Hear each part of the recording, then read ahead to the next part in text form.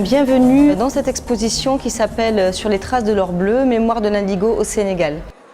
L'exposition, d'un point de vue scénographique ou muséal, a été conçue comme un parcours initiatique, marqué par plusieurs étapes de découverte donc, de l'indigo et de ses applications. Je suis commissaire d'exposition, mais plutôt rattachée à l'Institut français du Sénégal, à la Galerie Le Manège.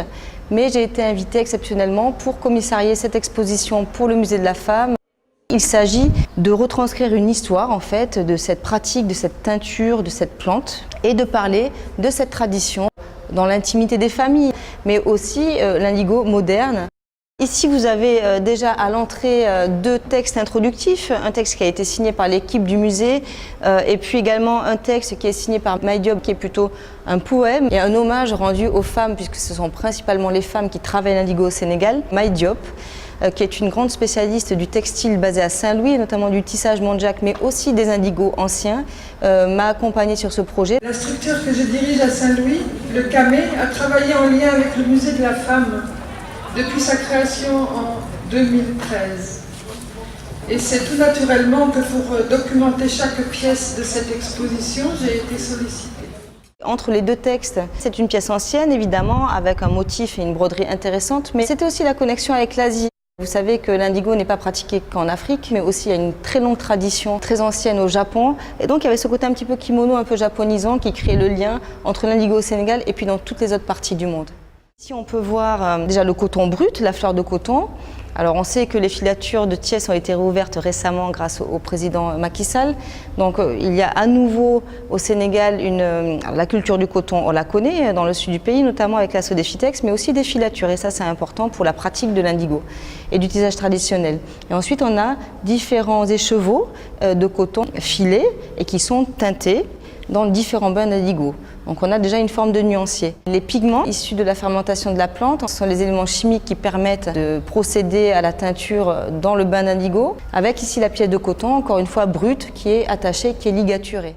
Une autre étape ici, sous cette cloche, avec un tissu qui a été teinté et donc qui ensuite sera décousu pour laisser apparaître les réserves formées par la ligature du coton. D'autres éléments indispensables, les cendres, la datte, la boule d'indigo, des écorces aussi qui sont nécessaires à la fermentation et à la fixation de la teinture. Ce sont les adjuvants de la cuve, les adjuvants de cuve, qui permettent la fixation et puis à la teinture de pénétrer dans la fibre du coton. Alors ça, c'est un travail très très fin, aussi un travail préparatoire sur du basin. Vous savez que le basin, c'est un textile en fait qui est tissé et puis ensuite qui est ciré par un processus de tapage. C'est un travail vraiment de dentelière. C'est toujours très long de préparer des textiles comme ça. Vous verrez que dans cette exposition, on parle aussi, il y a une forme de nostalgie, on parle aussi du temps parce que pourquoi à l'heure actuelle on est passé à la teinture chimique, c'est que ces processus, ces méthodes demandaient énormément de temps. Et puis c'était aussi un travail lié à l'histoire de la famille, la dot, les baptêmes, les décès, les mariages, etc. On sent le temps dans ces textiles qui s'expriment et c'est assez émouvant.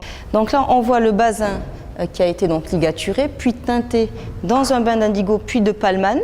Alors le palmane, j'ai expliqué que c'était un autre composé chimique en fait, qui permet d'obtenir ce violet cuivré très très particulier qu'on appelle le palmane, mais qui vient se rajouter à un premier bain d'indigo. Donc là, on a deux bains successifs.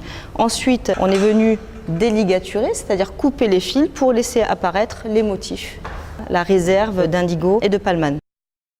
Ici, ce que nous avons souhaité faire, c'est un mur qui concerne l'indigo au Sénégal et un autre mur où on retrouve des techniques, des motifs et des textiles qui viennent d'autres pays d'Afrique. Il y a une vingtaine d'années, on présentait les textiles d'une certaine manière sur des mannequins, etc.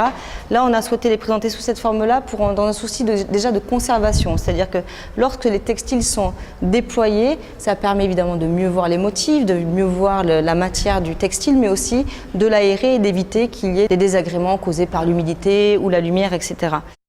Ça permet aussi de les déployer, de jouer sur des pliages et un mode de présentation qui nous paraissait beaucoup plus intéressant. On l'a conçu comme un camailleux, c'est un mur de motifs et de matières. Et on voit des choses très différentes, il y a des motifs récurrents, comme vous pouvez le voir.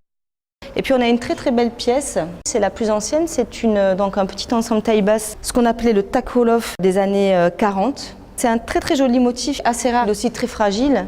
Et puis on a aussi par exemple ce châle de prestige originaire de la région de Saint-Louis qui date du début du XXe siècle. Mais par exemple ces franges qu'on voit ici sur ce châle de prestige sont vraiment caractéristiques des étoffes qui proviennent de Saint-Louis. On a des robes plus contemporaines, par exemple celle-ci avec la dentelle, ou bien celle que l'on voit derrière avec les formes géométriques. Ce sont plutôt des conceptions ou des créations personnelles qui ne répondent pas forcément à une logique traditionnelle, mais qui nous paraissaient intéressantes en termes de diversité, de motifs et de formes. On porte encore aujourd'hui des indigos dans toute l'Afrique. Alors il y a des pays, par exemple au Nigeria, où il y a un renouveau de la teinture indigo, portée par des femmes ou par des stylistes ou des créatrices. On n'en est pas encore là au Sénégal malheureusement, mais les indigos sont encore portés. Souvent, ce qu'on appelle les lépis viennent de Guinée, on en voit partout dans Dakar. Ensuite, on a des étoffes diverses dont on se sert aujourd'hui pour l'ameublement, la décoration. Ces tirages anciens qui ont été restaurés et agrandis pour l'occasion, on arrive à déterminer l'origine géographique d'un textile, soit par la couleur, soit par les motifs. Donc là, ce sont des bandelettes de coton qui ont été teintées à l'indigo naturel. On n'a pas toute la gamme de ce qu'on peut faire avec l'indigo parce que c'est très très large et on peut obtenir des choses très subtiles, d'un bleu gris, d'un bleu très très clair, presque jaune, jusqu'à des indigos profonds qui rappellent complètement la couleur du jean en fait. Il y a énormément de stylistes japonais qui ont repris la technique de l'indigo et il y a quelques marques de jeans qui teignent les jeans traditionnellement à l'indigo et ça se vend des milliers d'euros, donc c'est très très prisé aux États-Unis, ça commence à marcher et surtout au Japon, où il y a des maîtres d'indigo qui travaillent le jean. Voilà. C'est des pièces uniques, très, comment on appelle ça, hipster, mais ça montre la valeur et ça montre que là-bas aussi c'est un or bleu. On a choisi de présenter sous la forme de petites tablettes en bois qui ont été repeintes par un artisan de Saint-Louis, différents motifs. Donc les tablettes en bois ont été teintées avec de l'indigo naturel et ensuite l'artisan est venu reproduire les principaux motifs de l'indigo. Alors il y a des formes récurrentes qu'on reconnaît assez facilement, comme ici les arêtes de poisson, ici on a l'escalier, ici on a les épis de blé, ici d'autres arêtes de poisson un petit peu plus complexes. Il est 8, voilà, qu'on retrouve sur pas mal de textiles, et puis dans certaines compositions on peut retrouver différents motifs mêlés comme sur cette tablette. On va finir avec les palmanes et avec la technique donc, du bazin et du tac. Alors ici, on a ce qu'on appelle le taparka. Le taparka, c'est un outil traditionnel qui est composé d'un bloc de bois et de 2 maillets qui permet de taper le tissu pour le rendre brillant. Pour le restaurer, on plonge le textile dans un bain de gomme arabique et d'eau et ensuite on le fait sécher. Déjà, ça lui donne une forme d'après, comme l'amidon. On vient poser le tissu et le taper. Au centre de l'espace, on a 3 mannequins qui présentent 3 tenues traditionnelles. La tenue traditionnelle est composée en général de 3 pièces, le pagne qu'on va nouer, le grand boubou et puis ce qu'on appelle le mouchoir de tête. Donc ici on voit l'aspect cuivré comme ça, bronze un petit peu de la teinture au palman.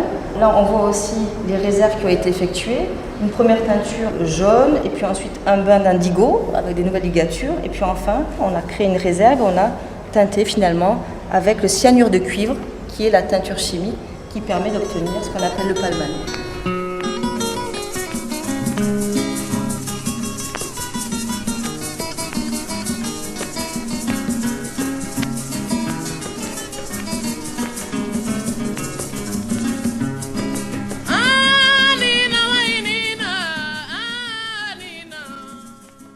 En prenant exemple sur le musée de la femme Henriette Bathily, plusieurs musées de la femme ont été créés tels que le musée de Bamako au Mali et au Canada le musée de la femme de Longueuil.